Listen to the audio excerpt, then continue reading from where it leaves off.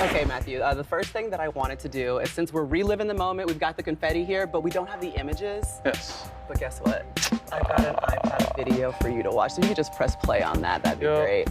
That was the best part of my night, to be honest with you. Really, that's all my kids wanted to do. They knew that there was going to be confetti if we won, so I was just excited to play with them in it. That's Hunty having a good time. She turned 4 yesterday, so she's, yeah.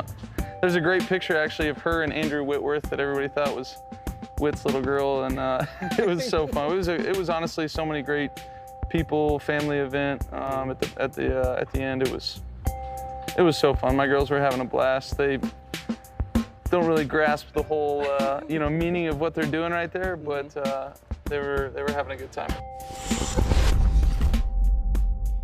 Awesome stuff, and a great setup there. The strategically placed Lombardi Trophy in the background, just blurred a little bit. Just a reminder, they're hanging a banner in 8 nights. It's not confetti going down, it's banner going up for the LA Rams. There's how they finished last year. Chris, let's play a little game here. Yeah. And I don't know that I'm looking forward to this. Let's stack them 4th to 1st place on how we think they're going to finish in the division. All right, cool. Well, we know who 4 is.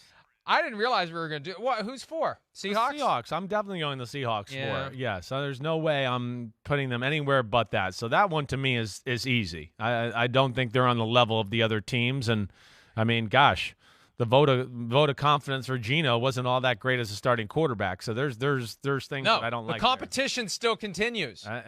Pete Carroll said it yesterday. Competition isn't over. They're just waiting for the opportunity to put Drew Lock on the field. Apparently. I just think that they believe Geno Smith gives them the best chance to beat Russell Wilson. I wonder if they weren't playing the Broncos and Russell Wilson right out of the gates. I wonder if it wouldn't be Drew Lock to give them a couple of games to get ready for whenever they see Russell Wilson. Maybe. I wonder that. Maybe. I wonder how much the decision is influenced by the fact that they need the guy who gives them the best chance right now to win. And they don't want Drew Lock playing his old team and doing something crazy aggressive and all that. Trying to do too much, 3 interceptions by halftime. Yeah.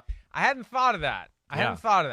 Yeah. And you know what? I hate to do this. And I'm going to be on with my friends at KJR Radio later today, who I constantly tell them, don't write off the Seahawks. They're in Seattle. The sky is falling. Pete Carroll's always found a way to be competitive. But among these 4 teams, who else are you going to put there? Of course. You going to put the Cardinals there? Right. No. No, the Seahawks. That the shoe fits for now. It's up to them to bust their foot out of it. Definitely. There's too many things I don't like right now about their football team. We like their receivers. We know that. But offensive line, okay, probably below average NFL, at least for right now to start the year. Defensive line, not many blue chippers there, anything to go, oh, wow. Secondary, other than Jamal Adams, no, negative Ghost Rider. They got a good middle linebacker, and Brooks got a Texas Tech who's taking the Bobby Wagner position, but that's not enough to say it's going to get it done in this division. There's the division of all-stars. There's ballers everywhere on all 3 of these teams we're about to talk about. Okay. I don't think we need to talk much about 3rd place because I have a feeling we both are going to say the Cardinals. Yes, the we are. Question is, who are we picking to win it, right? Yeah. So all due respect to the Cardinals, we talked about you plenty, especially because of the whole Kyler Murray homework clause. I'll give you the floor if you want to talk about why you have the Cardinals 3rd. I just wanted to get to the meat of the conversation. Yeah, I got you. Who's 2 and who's 1. But what do you want to say about the Cardinals? Well, just real quick, I mean, no DeAndre Hopkins. That's not great. Hey, the offensive line, okay, certainly. But like, I don't look at the team and go, oh, they got a lot better this offseason. In fact, I don't look at them getting better at all. They lost some key pieces on their defense. I look at their defense and go, okay, like where Isaiah Simmons is a question mark. Zaven Collins, okay, I like him at middle linebacker. Budda Baker, awesome. Byron Murphy Jr., really good. But the front 7 is a little scary to me. There's lack of size. There's no, what's his name who went to the Raiders, the pass rusher? Chandler Jones. Chandler Jones. I just look at that and go, man, those are like easy guys to replace. You look at the blue chip guys on their defensive line and you go, well, the front 7, J.J. Watt's that guy. J.J. Watt's not the guy you want to be the blue chip guy in year 13 of his career. So I just look at that and go, yeah, I got some concerns there. I'm not sure. There's a part of me that goes, I'm not sure they're going to be as good as last year. I'm not sure about that. So they're a team that I'm a little like in flux with for sure. All right, so now we have to figure out who's 2 and who's 1. And I'm going to go first here. Yeah, cool. And you know, if I was actually going to be in LA, that would probably be some sort of a subconscious influence on me. It always was when I would pick the next Super Bowl champion the night that we're in the stadium, potentially facing hostility from the folks who, some of whom possibly aware that we're going to pick somebody else to be the champion. I think the 49ers are going to win the division. I'm with you. I think I do.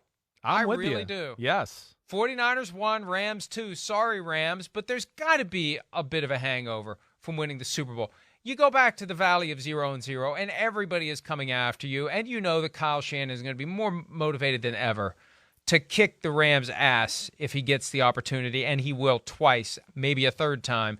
He's got to be so much more motivated by that than Sean McVay will be when they get together. And I like how they've handled the Garoppolo thing. They did it in part because, as you said, they're on a Super Bowl roster. They don't want to screw up their chance of trying to do it. And I don't know that they're going to get to the Super Bowl, but I think they're going to pick off the Rams as the division champions. I'm with you there. I am too. You know, again, it's Super Bowl hangover. I always worry about that a little bit, definitely, you know. But ultimately, I think the 49ers roster is better. I think even with the Trey Lance question, like Shanahan, regular season mode, game planning, tricks, everybody at his disposal. Hey, we got Debo and Ayuk and Kittle out here. My run game, an offensive line that I think is going to be better than it has been the last few years. We know the defense is pretty damn special, and I think that can actually be better as well. So I'm with you. I think the 49ers, you know, arguably have the best roster in the game.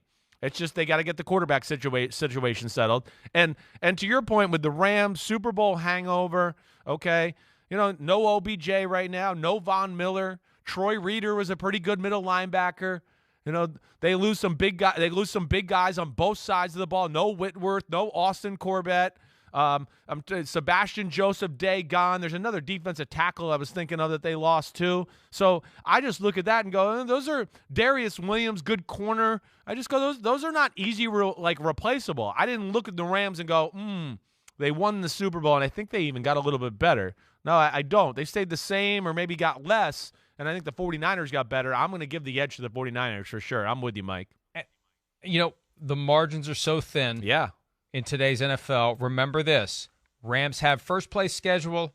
49ers have third-place schedule. Big time. That now means, without getting too deep into the weeds, there are three games this year where the Rams play the team that finished first in that division last year, and the 49ers play the team that finished third. Used to be 2. Yep. Now it's 3. Right.